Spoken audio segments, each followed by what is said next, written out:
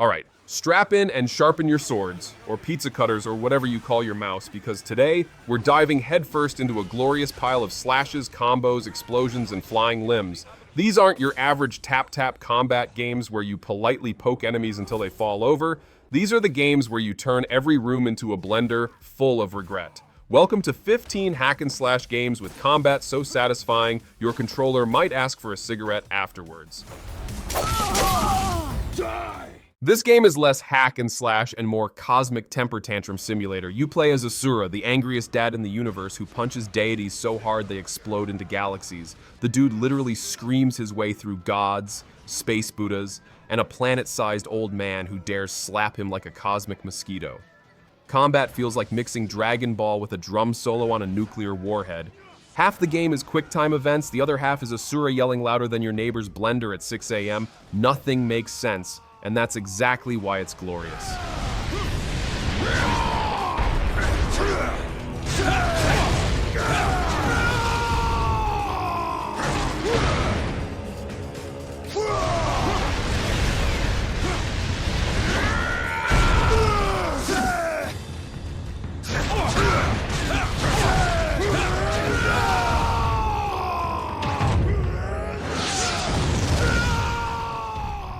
Devil May Cry is like playing an anime with zero chill. You juggle demons mid-air, surf on rocket launchers, and taunt bosses so hard they probably need therapy.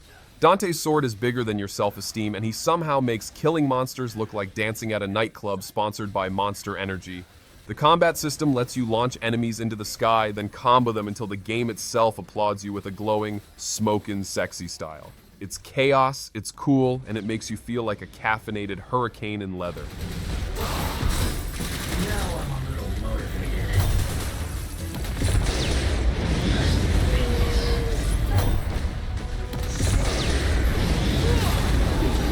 Go to hell.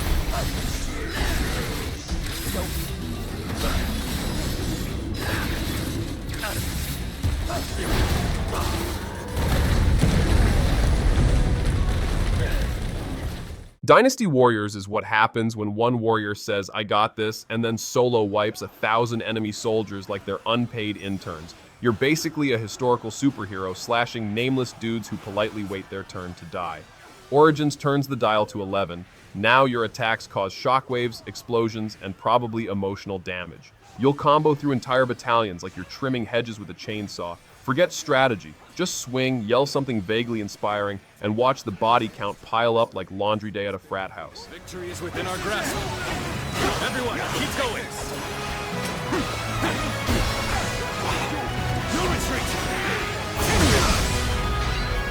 I'm raring to go. We strive to rescue all who are oppressed. The heavens are on our side.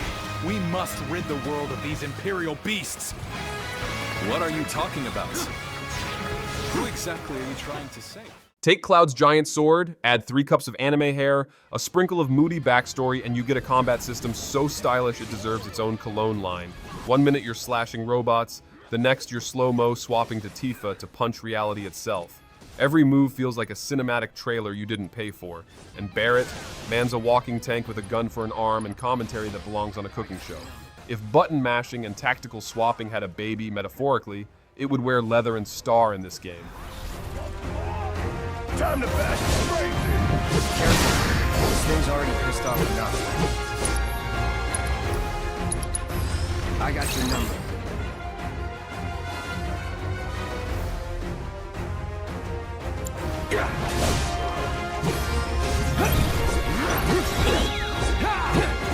Keep it together. Guess it's my turn! This game lets you live out your samurai fantasy while simultaneously committing war crimes with style. Jin starts out honorable, then goes full ninja because stabbing from the shadows is just way more efficient. Combat is smoother than a buttered otter sliding downhill. Parry, perfect. Slash, beautiful. Duel, cinematic enough to win an Oscar. The only downside is every enemy dies so artistically you feel like a part-time choreographer. Honestly, half the game I spent in photo mode admiring my own war crimes. 10-10 would ghost again.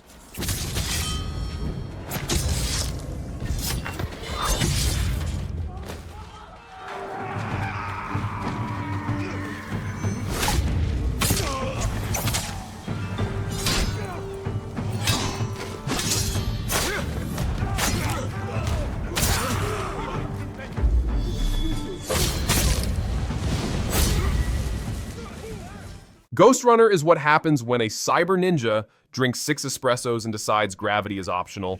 You're parkouring on walls, deflecting bullets with a sword, and dying in one hit. Basically like being the coolest guy at a party that's on fire and filled with laser traps.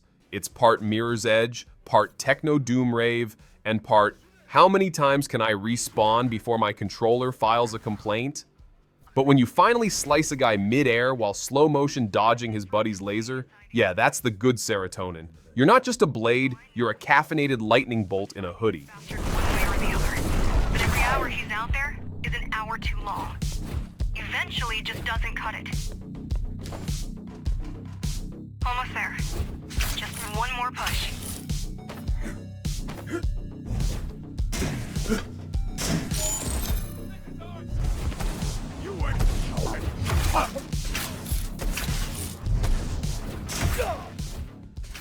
Kratos is not here to talk things out. He's here to rip a centaur in half and use a god's head as a flashlight. God of War 3 is basically a Greek tragedy if that tragedy involved headbutts, chain whips, and enough blood to flood Mount Olympus. The man uses the god's body parts as tools. Need a door open? Use Hercules as a battering ram. Want to fly? Steal some wings off a guy mid-fight. Every boss is bigger than your apartment and somehow still ends up in chunks. It's angry, it's violent, and it's got more epic than a trailer voiced by Morgan Freeman.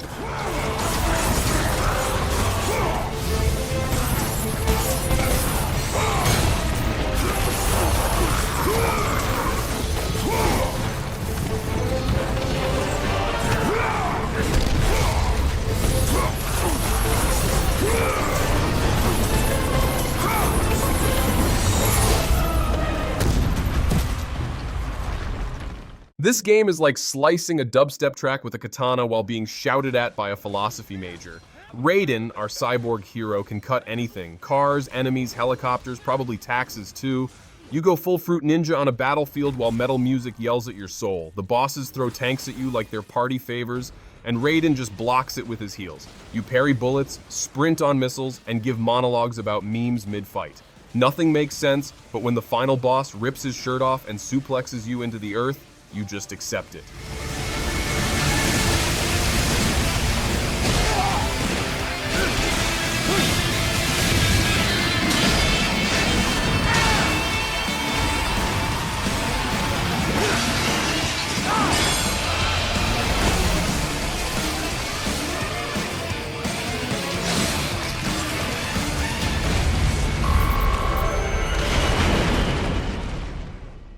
Playing Nier Automata is like doing ballet with a chainsaw while crying about the meaning of life. You're 2B, a robot in heels who can gracefully decapitate 10 enemies with one spin, then immediately dodge roll into existential dread. The combat flips between hack and slash, bullet hell, and why is this boss fight suddenly a text adventure in the blink of a glitchy eye? You're slicing machines while questioning humanity's purpose, and also looking incredibly fashionable doing it. It's deep, it's flashy, and it makes you feel like an anime philosopher who moonlights as a blender.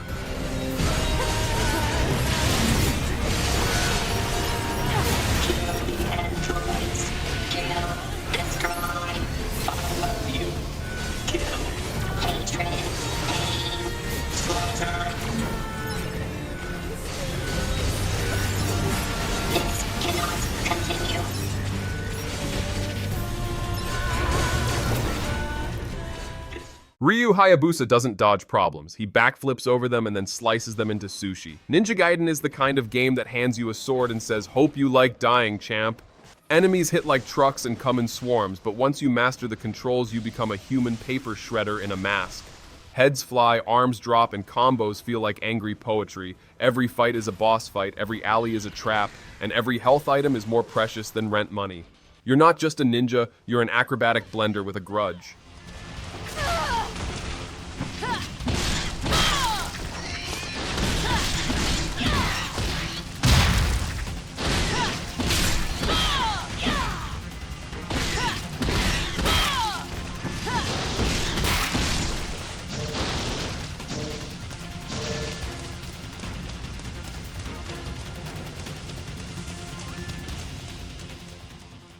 Prototype lets you play as a guy made of anger, beef jerky, and shape-shifting goo. Alex Mercer doesn't run. He charges like a freight train fueled by nightmares. 1 minute you're elbow dropping a tank from 10 stories up, next you're turning your arm into a giant sword that could slice a city bus. Civilians scatter, helicopters scream, and buildings just kind of accept their fate.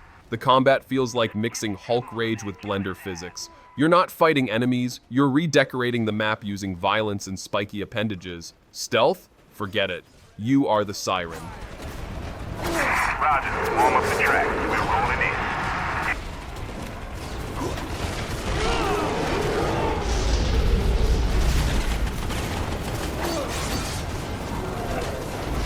Red Crown, we are locked and loaded. Over. Weapons hot, we are go for engagement. Over. Ranger 27 Bravo moving into position. Over. This game is so stylish it could walk a runway while kicking someone in the jaw. Eva moves like a K-pop assassin with a vendetta against ugly animations. Combat is slick, fast, and looks choreographed by someone who studied sword fighting and dance at the same time. One dodge and you're suddenly slicing through alien armor like you're doing fruit prep for an intergalactic smoothie. Enemies explode like they owed you money, and boss fights feel like a music video with trauma. It's shiny, stabby, and feels like someone weaponized perfectionism with glitter.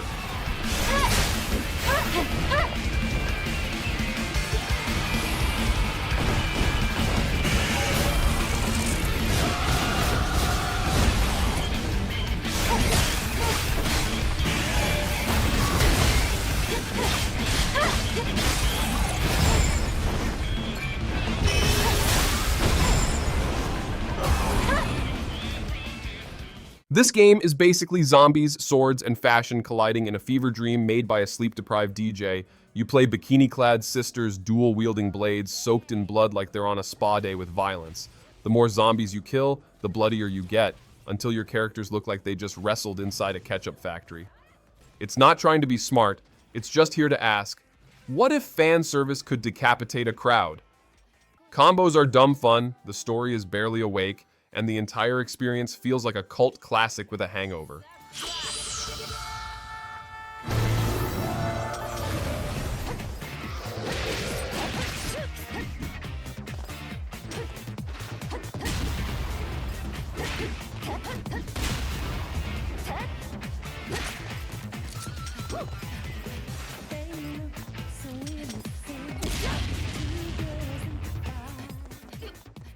This one is like if a 90s cop show got drunk and picked up a katana. You shoot, slash, and swear your way through cyberpunk corridors like a very confused chef on a mission. 1 second you're blasting robots, next second you're chopping arms off while doing ballet in a diner. The game feels like it was made in a dream where Die Hard and Yakuza had an awkward hug. Animations are janky in the best way, and every enemy feels like they've been waiting in line just to be part of your rampage. Glorious nonsense with a sword and bad attitude. Is that all?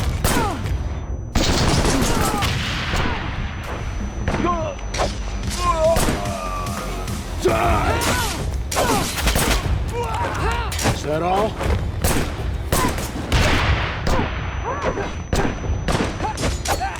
Is that all?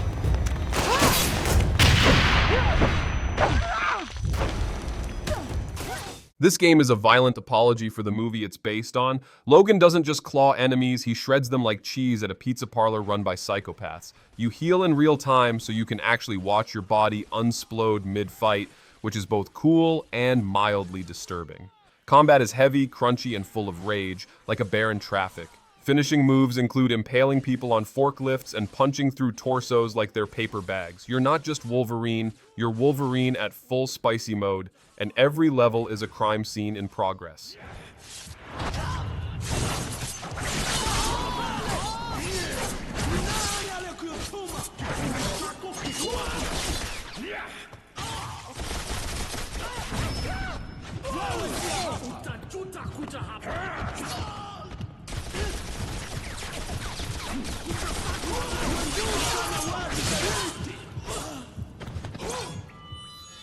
And there you have it, 15 hack and slash games that deliver more satisfaction than popping bubble wrap in slow motion while riding a flaming motorcycle. So hit that like button like it owes you XP, subscribe before your sword cools down, and let me know in the comments which of these games made you feel like a one-person apocalypse. See you in the next one.